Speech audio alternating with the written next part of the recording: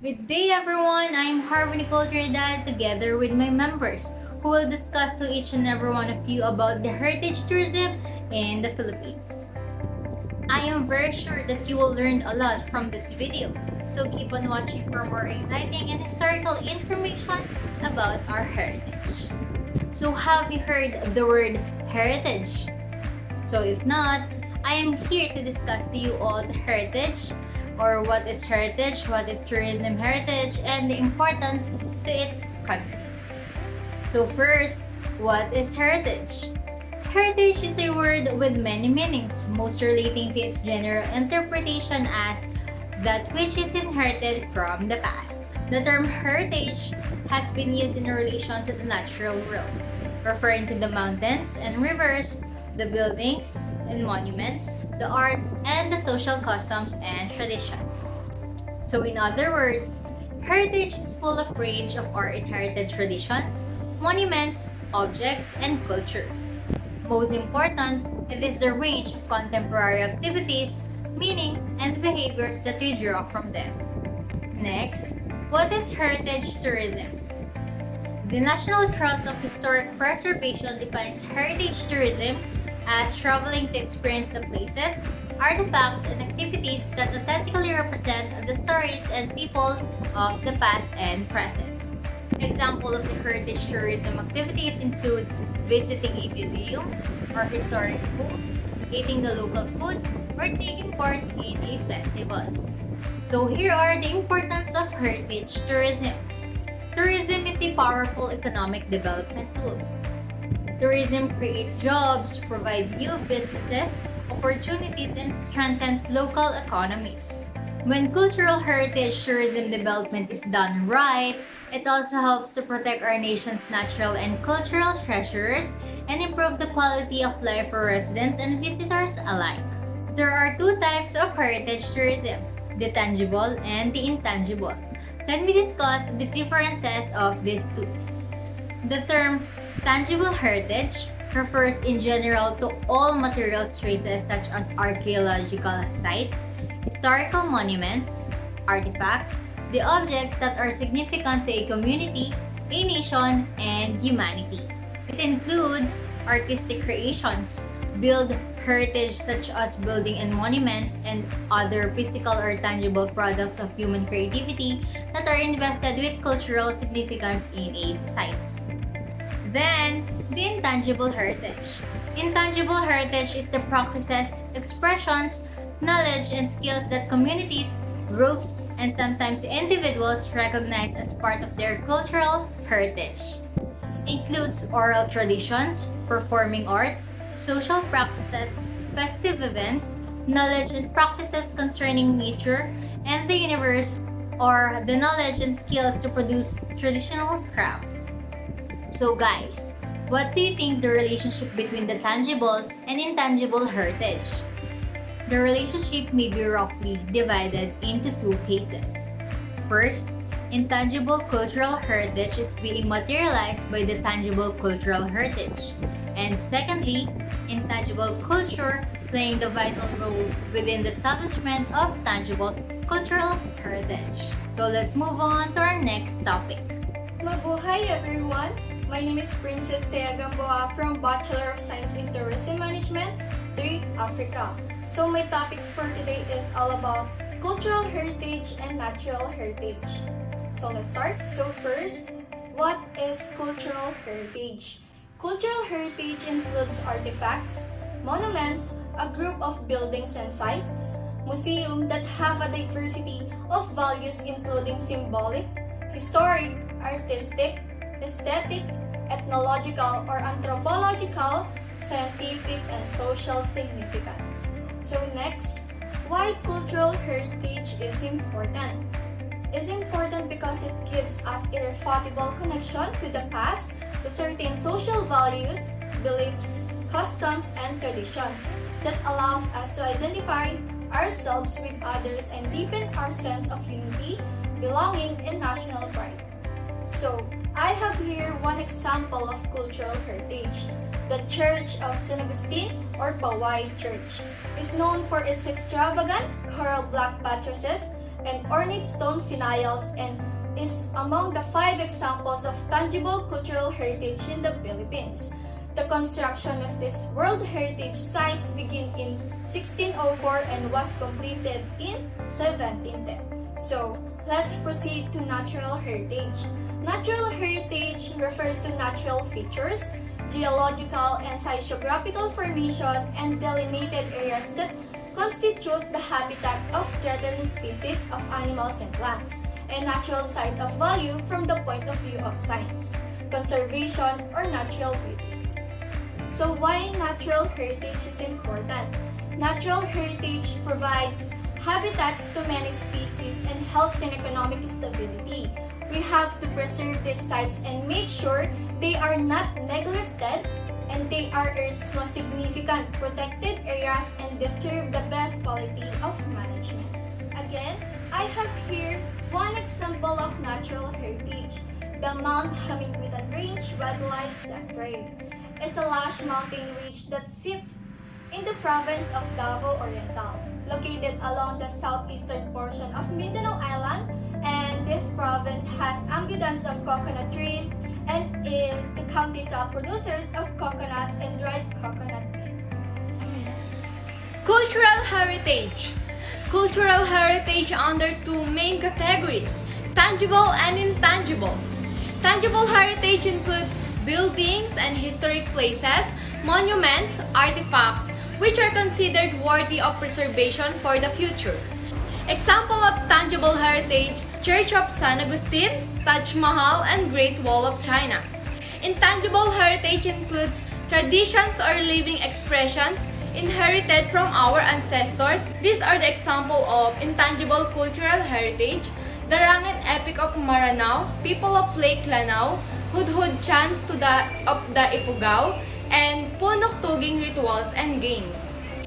3 types of intangible cultural heritage. First, oral traditions and expression. Oral tradition is a form of human communication wherein knowledge, art, ideas, and cultural material is preserved, received, and transmitted orally from one generation to another. Second, performing arts. The performing arts are arts such as music, dance, drama, which are performed for an audience. They are different from visual arts, which are the use of paint, canvas, or various material to create physical or static objects. Performing arts may include dance, music, opera, theater, and musical theater, magic, illusion, mime, spoken word, puppetry, circus, arts, professional wrestling, and performing arts. And last, social practices, rituals, and festive events are habitual activities that structure the lives of communities and groups that are shared by relevant to many or their members. They are significant because they reaffirm the identity of those who practices them as a group or a society. Hello, I'm JELAINE, and let's talk about what is UNESCO Heritage Sites. World Heritage Sites is a landmark or area with legal protection by an international conventions administered by the United Nations, educational, scientific, and cultural organizations. World Heritage Sites are designated by UNESCO for having cultural, historical, scientific, or other form of significance. These sites are judged to contain cultural and natural heritage around the world, considered to be one of the outstanding value to humanity and in present, and for future generations. So now, let's name the 6 UNESCO World Heritage Sites in the Philippines. The number 1 is Rice Terraces of the Philippines. It is an outstanding example of an evolved, living cultural landscapes that can be traced as far back as 2,000 years ago. While this UNESCO World Heritage Site was built 1,000 years ago, the traditional farming techniques are still practiced to this day. It is located at Ifugao Province and inscribed by UNESCO in 1995, considered as cultural heritage sites. So the second one, Tubata Reef Natural Park, one of the most remarkable heritage sites in the Philippines and one of the best diving spots. Most of people consider this UNESCO World Heritage Site as every diver's dream.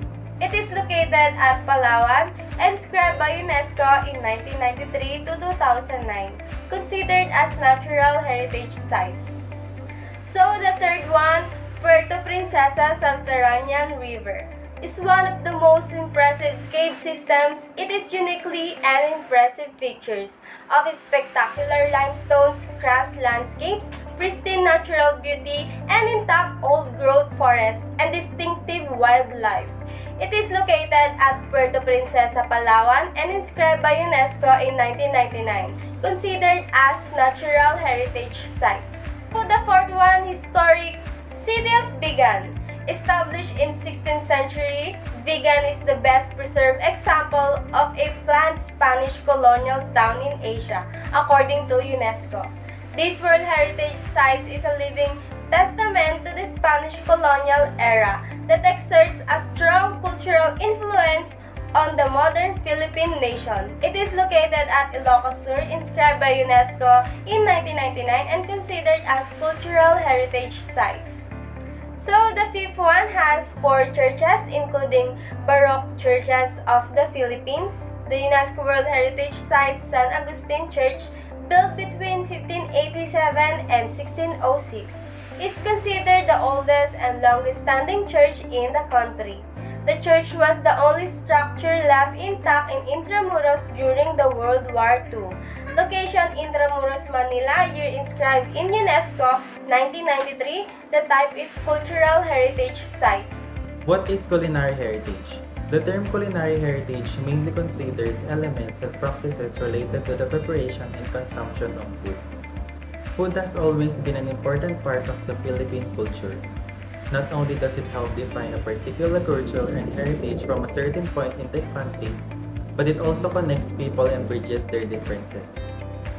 To celebrate food and the role that they play in the Filipino culture and heritage, the whole month of April is considered to celebrate Food Filipino Month, which aims to promote and preserve local culinary and the traditions that come with it. So here are the examples of famous foods in the Philippines. Chicken adobo, the good stuff. Lechon, one of the best Filipino dishes. Sisig, a national favorite. Sinigang, the delicious tamarind broth. Balut, just a boiled dog egg, right? Pork barbecue, a must in the Philippines. Silog, the heart of Filipino breakfast. Pansit, the Philippine takes on the Chinese noodles. Arroz caldo or lugaw, the delicious Filipino rice. Halo-halo, saving the best until last. Tourists from all over the world visit the Philippines not just to see its beautiful beaches and breathtaking sights, but also to experience the country's grand festivals. So, here's the top 5 Philippine festival that you must experience. Ati-Atihan Festival. It is a feast to honor Santo Niño, held every third Sunday of January in the province of Aklan. Ati-Atihan means making like an atis, that is pretending to be like the aboriginal natives that once inhabited Aklan. It is known as the mother of all Philippine festivals because it inspired many other Philippine festivals. Sinulog Festival. An annual cultural and religious festival is also held on the third Sunday of January in Cebu City. It is considered to be the most popular festival in the Philippines, attracting around 1 to 2 million people every year. The word sinulog comes from the Cebuano adverb sulog, which roughly means like water current movement. It describes the forward-backward movement of the sinulogdan. Dinagyang Festival, held on the fourth Sunday of January in Iloilo City. Right after the Sinulog in Cebu and Ati-Atihan Festival in Kalibo, Aklan, the streets are usually closed during this festival.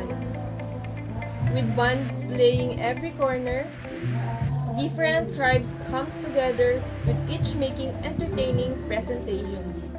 Voted as the best tourism event 3 times in a row among any other festivals in the Philippines. It is also the most awarded festival in the country because of its legacy, popularity, and innovation. Next one is the Panagbenga Festival. This festival is held for the whole month of February in Baguio City. Panagbenga comes from Kankanae, word meaning session of blooming, created as a tribute to the city's flowers and as a way to rise up from the devastation of the 1990 Luzon earthquake. The festival includes floats that are covered with flowers and street dancing, presented by dancers clad in flower-inspired costume. The last one is the Pahiyas Festival. Lukban celebrates the Pahiyas Festival every May 15 in honor of the patron saint of farmer, Saint Isidore the Laborer. This festival showcases a street of decorated houses. The decoration consists of fruits, vegetables, agricultural products, handicrafts, and keeping. A rice-made decoration which afterwards can be eaten, grilled, or fried. So, those are the 5 grand festivals that you must experience here in the Philippines. Hi, I am RENCEL PABALAN and I will discuss the Philippine tourism in sustainable development of culture and heritage. So, intercultural dialogue is an essential bridge for reconciliation with a vital role in building peace through the recognition of cultural diversity and promotion of understanding and respect. As a source of dignity and identity, culture and heritage have a growing importance for the soft power of countries, their influence and outreach. World Heritage Sites create jobs, they promote local activity through arts and craft, they foster tourism, and they generate revenues. Increasing numbers of tourists at World Heritage Sites means that tourism development and visitor management require effective, cooperative, commitment, and coordination between all stakeholders in the heritage and tourism sectors. To be sustainable, tourism has to contribute to protecting the resources it depends on for development. Especially important for LDCs, LLDCs, and SIDs, where well-preserved heritage tourism is a significant opportunity for economic development and poverty alleviation. Good morning, I'm VINUYA and I will discuss to you the importance of the Republic Act 10066. So first, what is the Republic Act 10066? National Cultural Heritage Act of 2009 or Republic Act number 10066, an act providing for the protection and conservation of the national cultural heritage, strengthening the National Commission for Cultural and Arts (NCCA) and its affiliated cultural agencies, and for other purposes. What is the importance of the Republic Act 10066? This law aims to protect, preserve, conserve, and promote the nation's cultural heritage, its property and histories, and the ethnicity of local communities.